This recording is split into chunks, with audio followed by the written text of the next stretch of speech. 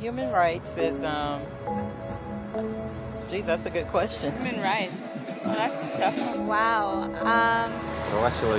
I don't even know how to give that a definition. I would probably have to do a little bit of homework or something. Yeah, any right that I think just as a normal, human, The rights that humans have. Oh, that's a very large debate. Menneskerettigheder kan betyde mange ting. Tú le puedes preguntar a 20 personas y te van a dar 20 diferentes opiniones. Non saprei, una domanda complicatissima. I guess we just take them for granted that they're there, but we don't even consider what they are.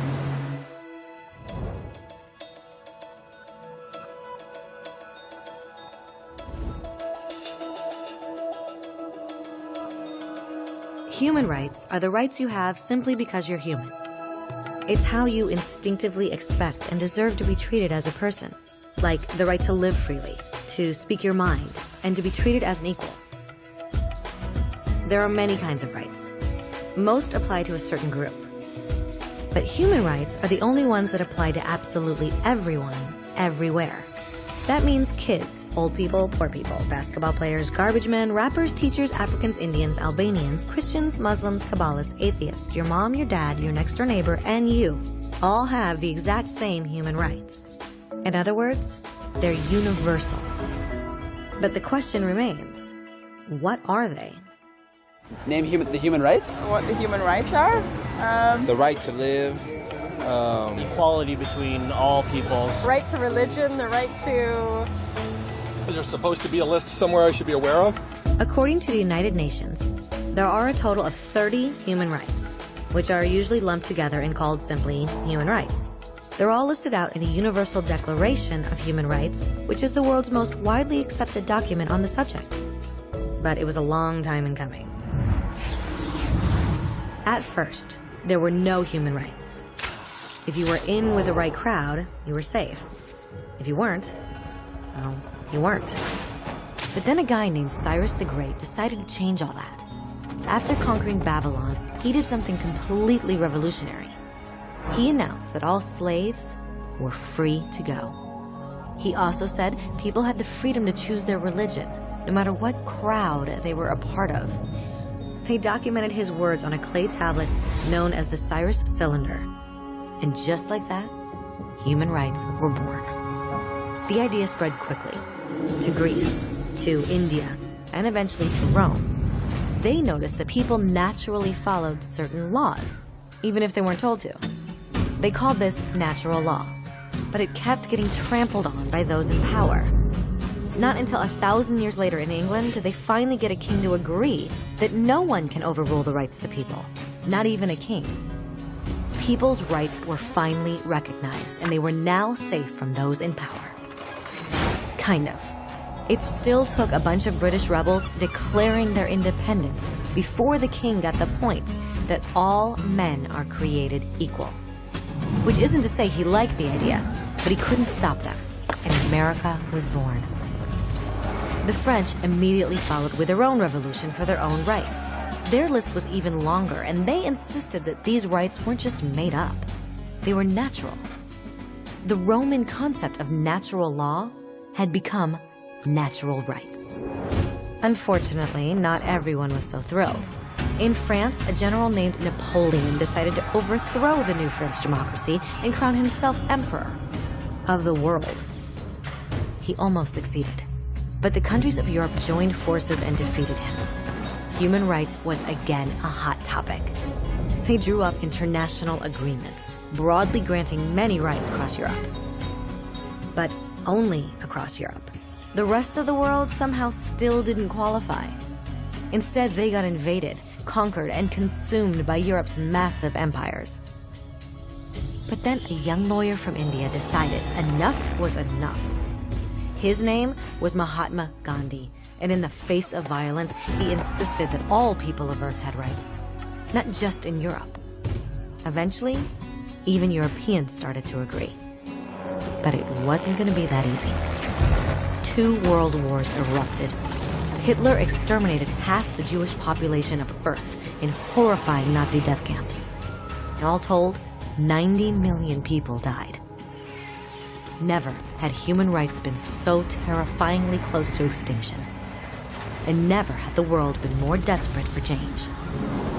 So the countries of Earth banded together and formed the United Nations. Their basic purpose was to reaffirm faith in fundamental human rights, in the dignity and worth of the human person. But what were human rights? Were they the proclamations of Cyrus, the natural laws of Rome, the declarations of France? Everyone seemed to have a slightly different idea of what human rights should be. But under the supervision of Eleanor Roosevelt, they finally agreed on a set of rights that applied to absolutely everyone. The Universal Declaration of Human Rights. The French concept of natural rights had finally become human rights. So, in summary, at first, only a few lucky people had any rights, until one of those guys decided, hey, other people should have some rights too, which was great, except not everyone agreed. And it only took a few thousand years of fighting and declarations and more fighting until everyone finally agreed that human rights should apply to everyone. And they all lived happily ever after. Except for one little problem. If people have the right to food and shelter, why are 16,000 children dying of starvation every day? 1 every 5 seconds. If people have freedom of speech, why are thousands in prison for speaking their minds? If people have the right to education, why are over 1 billion adults unable to read? If slavery has truly been abolished, why are 27 million people still enslaved today? More than twice as many as in 1800. The fact is, when it was signed, the Universal Declaration of Human Rights did not have the force of law. It was optional. And despite many more documents, conventions, treaties, and laws, it's still little more than words on a page. So the question is, who will make those words a reality? I have a dream today. When Dr. King marched for racial equality, he was marching for rights that had been guaranteed by the United Nations for almost 2 decades. But still, he marched. When Nelson Mandela stood up for social justice in the 1990s, his country had already agreed to abolish such discrimination for almost 40 years. But still, he fought. Those who fight today against torture, poverty, and discrimination are not giants or superheroes. They're people. Kids, mothers, fathers, teachers. Free-thinking individuals who refuse to be silent. Who realize that human rights are not a history lesson. They're not words on a page. They're not speeches or commercials or PR campaigns. They are the choices we make every day as human beings. They are the responsibility we all share to respect each other, to help each other, and to protect those in need. As Eleanor Roosevelt said, where, after all, do universal human rights begin? In small places close to home. So close and so small that they cannot be seen on any maps of the world. Yet they are the world of the individual person, the neighborhood he lives in, the school or college he attends, the factory, farm, or office where he works.